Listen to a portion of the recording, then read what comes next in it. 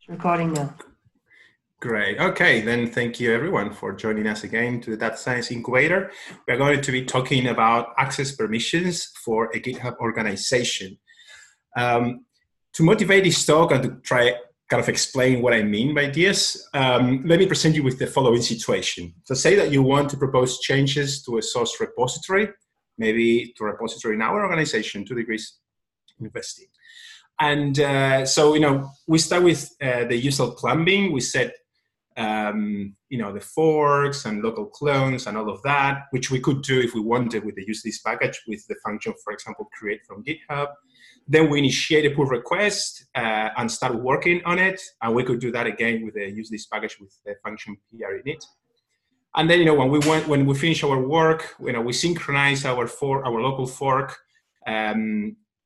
with, for example, the function PR sync, and then we push our commit with the function PR push. So that should all work well. Here there is a description of what I mean by all of these steps, but I'm going to skip that in the interest of time, but I wanted to leave that in a record in this presentation so people can go back to it. But then let's suppose that something goes wrong. It shouldn't go wrong if we use a system like the use this package, but it can go wrong if we don't, and I do it all the time, unfortunately. So I usually forget to do 2 things. For example, I forget to copy the URL that points to my fork, and instead I sometimes copy the URL that points to the source repo. And another mistake that I make is sometimes creating, basically to start committing off the master branch instead of creating a branch for the pull request. So those are things that I kind of caught myself doing many times, particularly before I started using the use this package. So when those things happen, then the question is, what could happen if I then push? Well, there are many things that could happen, and maybe one of these will apply, and that will depend on my configuration of basically on the configuration of the organization, of the GitHub organization, in terms of the role that I have, if I'm an owner, a member, or a collaborator, and also the permission levels that have been set by default for members and collaborators. So this presentation is going to be about this. So the situation I presented before is starting where I want to make a contribution to a source repo. I think I do things correctly, but it's very likely that I kind of miss something. And when I push, what happens? So one scenario would be that my commit goes to the PR branch of my fork. That could be what I would like what I would like to happen. But with the wrong configuration, it won't. So option 2 wouldn't apply to my case. Option 2 could be that the commit goes to the master branch of my fork. So again, that could be the case if I had set the correct URL, but because I did the wrong URL, that won't apply either. So third option would be that the commits that are leaving that pull request go to the PR branch of the source repo, and that won't apply either because the pull request branch was never created. Although the URL does point to the source repo, because I made that incorrectly, it wouldn't go to the PR branch. So scenario 4 would be that my commit goes to the master branch of the source repo. And that could be. So when that could be, well, for example, if I have push privileges to that repo. And sometimes I don't know if I have that privilege. So that's what I'm going to cover in this presentation. Basically, what happens in that scenario depends on what's my role. If I'm an owner, and actually I am an owner of the organization, me and a few others, then a mistake could mean that I will push a commit to the master branch of a production kind of ready repository. Even if I think I don't have access, if I'm an owner, I will. So we're going to talk about these different roles that GitHub provides for members of an organization, and also an additional role that is for outside collaborators. So as an owner, you have complete administrative access to your organization. Then there's this second role, is called billing manager, which I'm not going to talk about because it's not all that exciting or important for what we do. And then the member role is just everyone else except the owners and meeting managers. And you can set a default for what is the access of any member of the organization. So I'm going to show you later what it looks like. So you can set the default of what members can do for all repos. So when you say, well, all members will have, say, read privilege, by default, if you are a member of the organization, you get read privilege to every repo. But if you say, well, I'm going to set the default member privilege to admin, then even if you don't know, you will have admin privilege, meaning that you can even delete a repository that you don't even know about. So then, you may want to kind of manage the access permission for multiple members in an organization, and you can do that with what GitHub calls teams. So basically, you group people in formal teams. You say to GitHub, hey, this is a team, and then you set the privilege for everyone in that team to wherever that team has access to. And finally, kind of the least or the more granular level of permission could be that of outside collaborators. So instead of saying, well, if you're an outside collaborator, you by default have access to no repository. So you have to give them specific access to one repo at a time. So that is kind of the more protective privilege or more protective approach that you can have to managing permissions. And then once we focus on one specific repo, remember that before I mentioned that, for example, organization owners, whatever they access, so they have admin privilege to everything. So now let's focus on just one specific repo. What are the levels of permissions that people might have? Okay, at the lowest level, so the least permissive permission could be to read. To just, you can see what's in each repo, and you can discuss the project, but you can do nothing else than that. And in some scenarios, that is precisely what people might do, like someone that is managing a project but is not intending to kind of commit anything, that they might want read access to it. Or if you use very heavily what's called the GitHub workflow, which is what we use, where the people can push, but not directly to a repo, but through pull requests. So basically, you push commits to your branch in your own fork, and then you submit that commit via a pull request.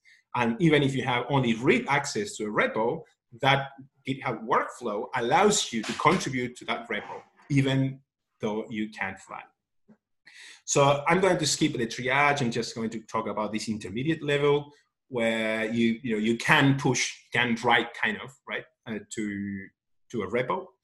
And if you are actively developing a project, you might want that, but you also need to know a lot about Git, because if you can push directly to the repo, then you may get in trouble sometimes. I do it all the time. And then to get out of your own trouble, generally you need to know more than just basic Git. I'm going to skip maintain, and I'm going to talk about I dedicated a whole slide to this admin permission level because it's the most powerful, but also the one that requires more responsibility on that who has it. And the one that is, of course, more dangerous, because admin privilege allows you to do destructive and sensitive actions. So you can delete a repo, or you can change security issues about that repo. So basically, and this is a quote from the GitHub help files, organization owners have admin permissions, and this is by default, for every repository owned by the organization.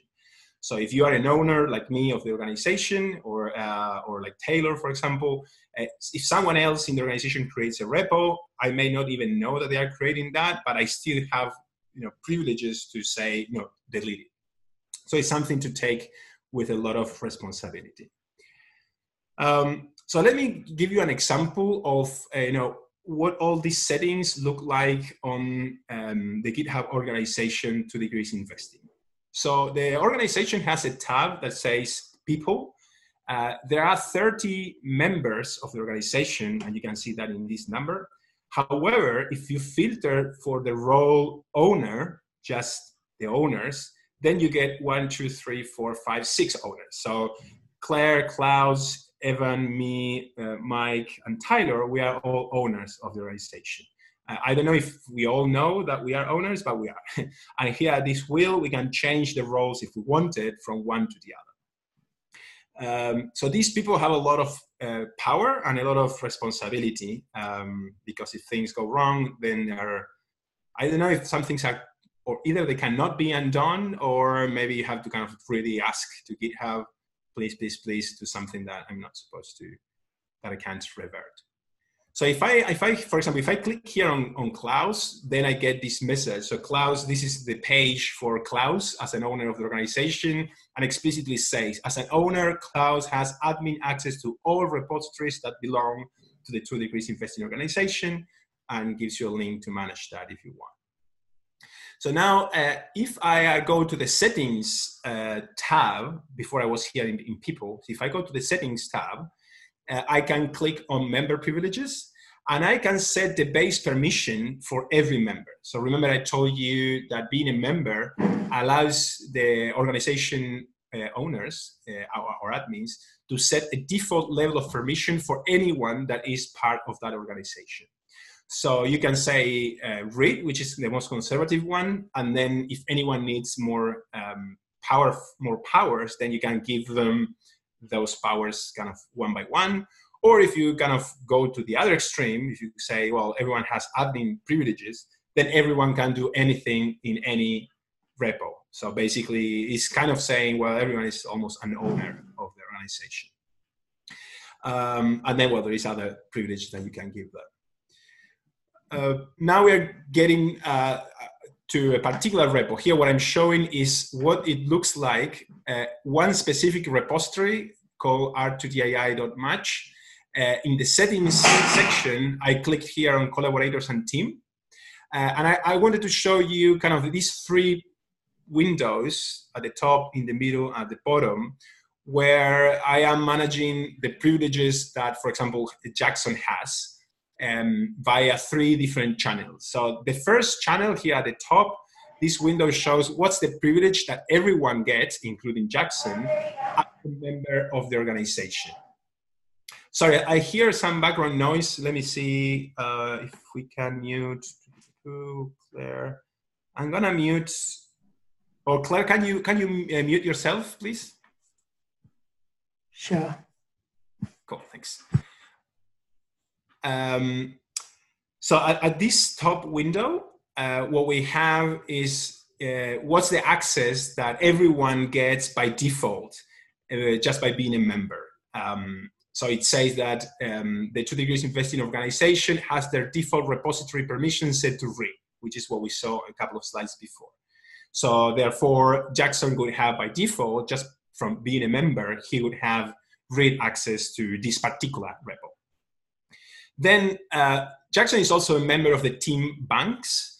So I can say also here, well, what's the default privilege that the bank team, so everyone in that team, gets to this repo? And again, in this particular case, I decided to set it to read. So now everyone in the team only can read this repo. They can't push, because we decided that the mechanism to which people would push commits could be via pull requests. So even with a read privilege, they could still submit pull requests.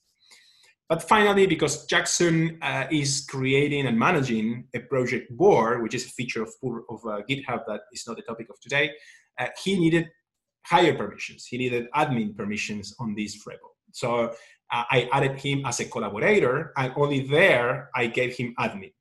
That way, he has admin privileges, but not everyone else in the bank's team. If I had set admin here, not only him, but everyone else in the bank's team could have had admin privileges.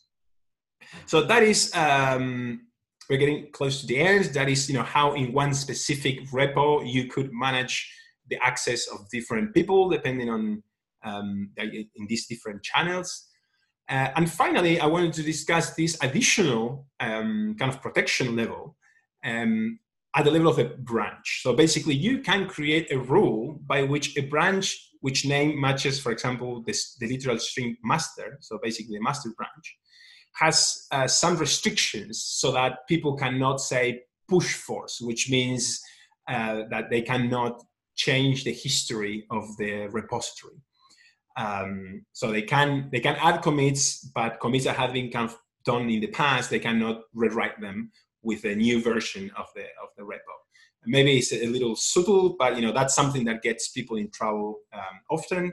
So you could, for example, protect the master branch to disable force pushing, and this is what we are doing here in the 2 Degrees Investing. 2 Degrees Investing R2DI match package. So with that, I come to the end. So if I had to kind of digest this presentation into advice, what I would say is that people should have probably just the access that they need and no more. And second, be pragmatic. And I say this in a very specific sense of the word, in the the definition that I'm following here of pragmatic is that of the book, The Pragmatic Programmer, which I'm very excited to learn that has an addition to. It's a book that is 20 years old and talks a lot about a general best practices for computer programming. And even more succinctly, I would say this quote from James Clear in the book Atomic Habits that goes as follows. So you do not rise to the level of your goals, you fall to the level of your systems. So with this, we mean that no matter how strongly we want to do things right, if we don't have a good system in place that kind of prevents us from doing the wrong thing, sooner or later we are going to just kind of forget something and be in trouble. So that's why I kind of introduce everyone, and including myself. I learned to use this package because I believe that is one good system specific for our users that protects us from a lot of points where we can go wrong and then kind of find ourselves like wasting a lot of time fixing problems that are kind of totally automatable. So with that, I end, and I open the room for questions.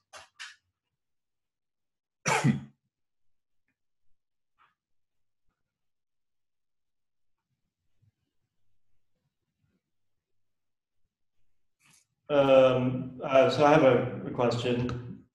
I'm curious, just out of curiosity, are all of these settings that you just went over, are they very unique to GitHub? Are they unique to GitHub but very closely replicated or followed by other Git hosting, like GitLab or something like this, or are they somehow related to a feature that Git has built into it or something? I don't know the answer because I almost always have been using GitHub. Anyone else in this meeting knows? I mean, my guess could be that others could have somehow similar ways of managing permission. But if someone else in the room has the answer, please go ahead.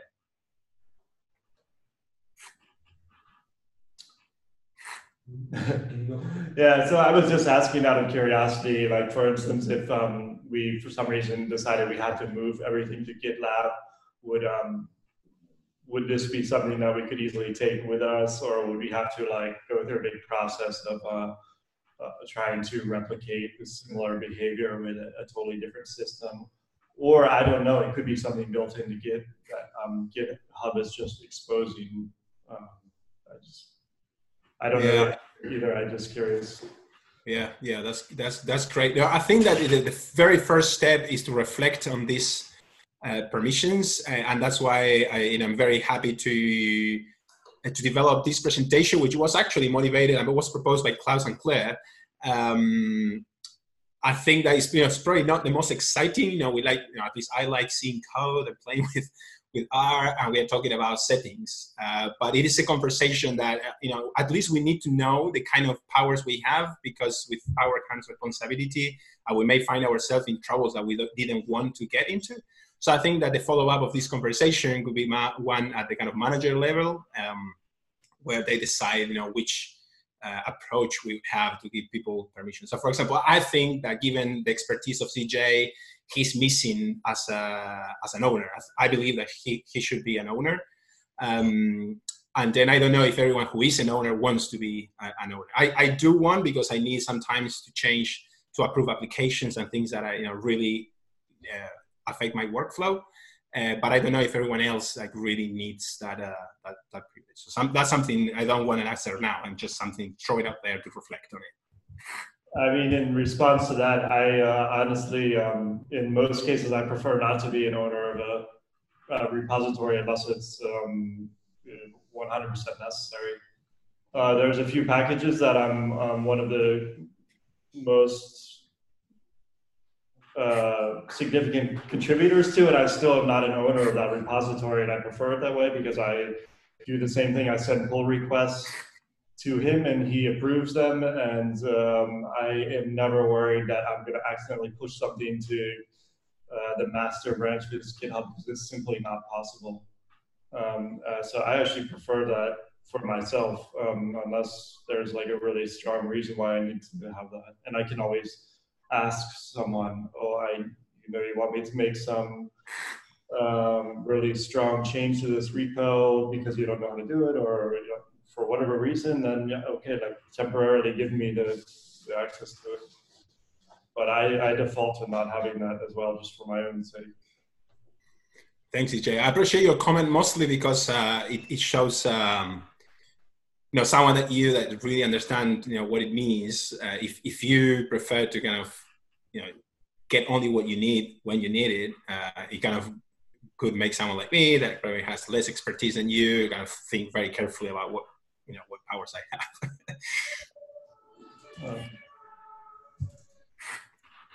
Cool. So just to be clear, we in Berlin, I don't think have any questions. Great. Any more questions or comments? Good. Okay. Thank you very much. Then in the other, I see Klaus and Emmanuel in other offices. I will give a few seconds for you to say if you do have a question, and after those 5 seconds, maybe I'll just close the room. No questions from my side. Thanks a lot. Very clear. And it's me, Florence, and I have no questions either. Thanks, Mauro. Okay, thank you very much then. See you soon.